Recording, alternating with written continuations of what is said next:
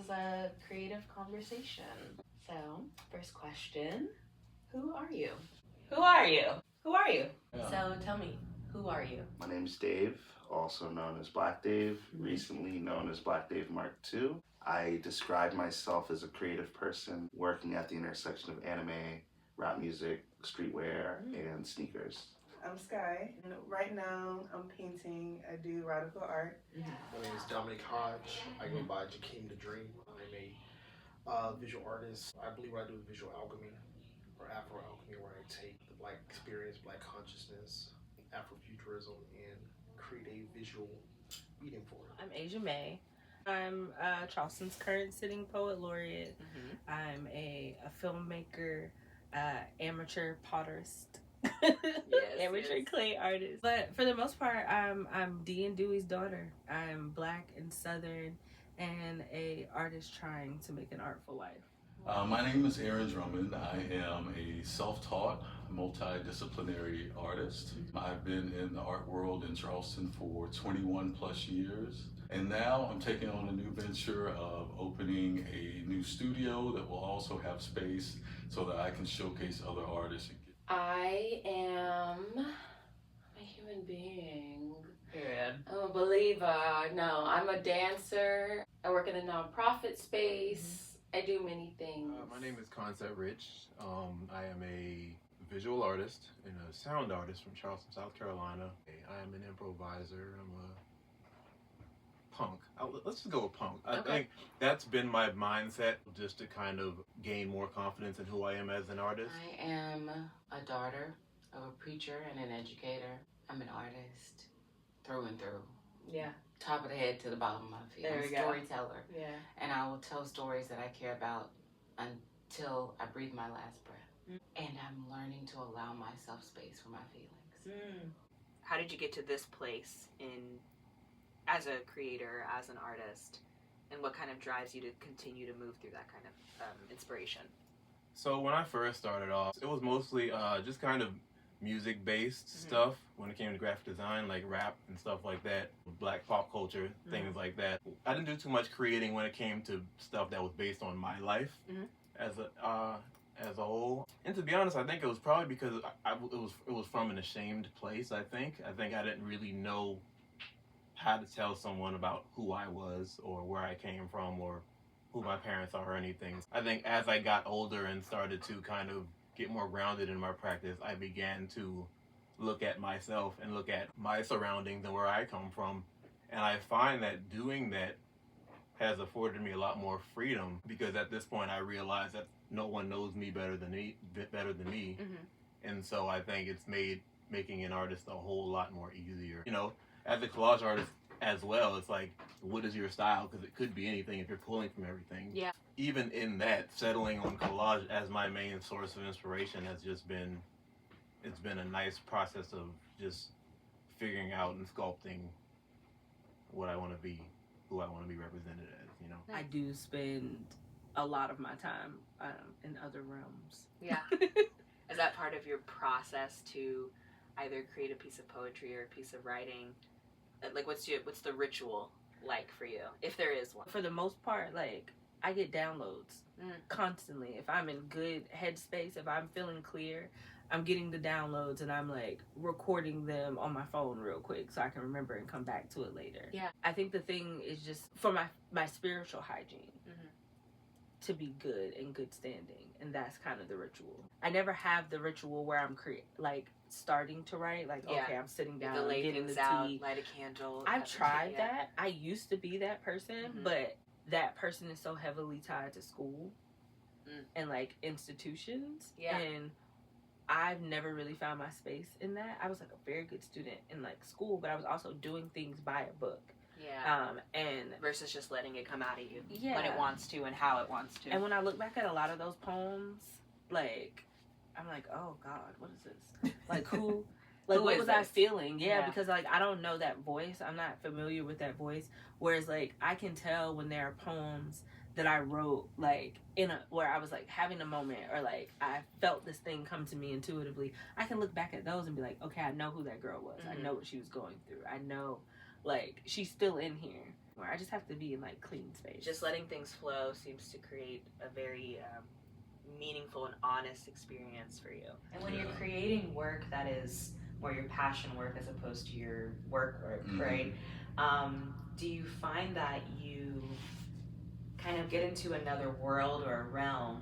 And if you do, as an artist, is it hard to get out of that, like come back to reality? Where's that fine line for you of escaping into this sort of portal of imagination, and actually processing what's happening in your system?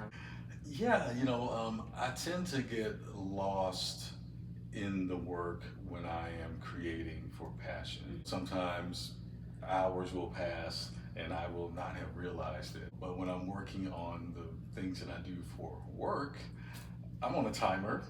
I set aside 2 hours, I grind away and I get those things done. But when it comes to the freedom that creating for culture gives me, I don't get tired of that at all.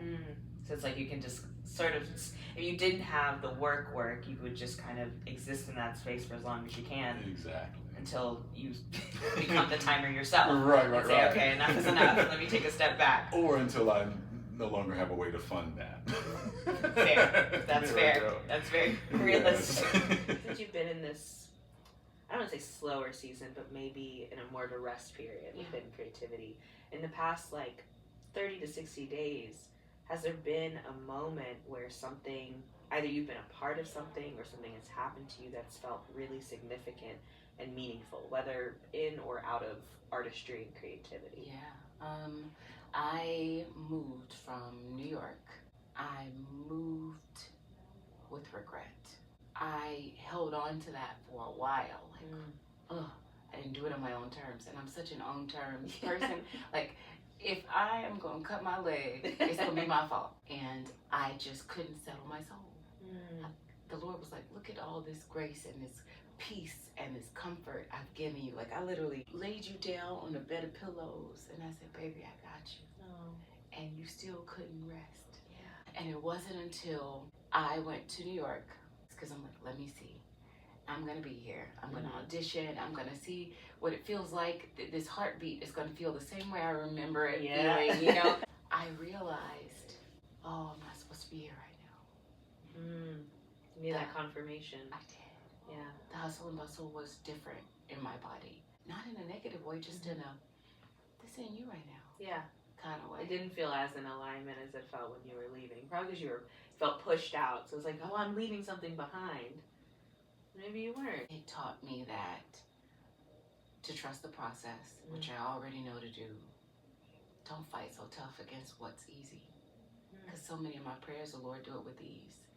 They did it with ease and I fought it. And that I deserve.